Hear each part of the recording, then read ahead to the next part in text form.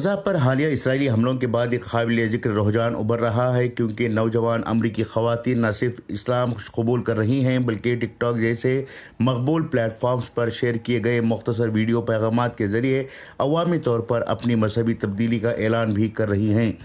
برطانوی خبر رساں ادارے ڈیلی میل آن لائن کی ایک حالیہ رپورٹ کے مطابق ان خواتین نے اسلام قبول کرنے کے اپنے فیصلے کی وجہ حماس کے شروع کردہ آپریشن قدس طوفان پر اسرائیل کے رد عمل کو قرار دیا ہے۔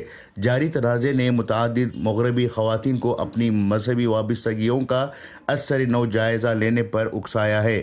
ماہرین کا خیال ہے کہ بہت سے نوجوان افراد کے لیے اسلام قبول کرنے کے انتخاب کو مغرب کے خلاف حتمی بغاوت کے طور پر دیکھا جاتا ہے۔ جارج واشنگٹن یونیورسٹی میں انتہا پسندی کے پروگرام کے ڈائریکٹر لوئز ویڈونٹ نے کہا کہ بغاوت جوان ہونے کا حصہ ہے۔ وہ اس بات پر زور دیتا ہے کہ موجودہ منظرنامے میں اسلام قبول کرنے کو خاص طور پر باغی مخالف، مغرب سرمایہ دارانہ مخالف اور اسٹیبلشمنٹ مخالف سمجھا جاتا ہے۔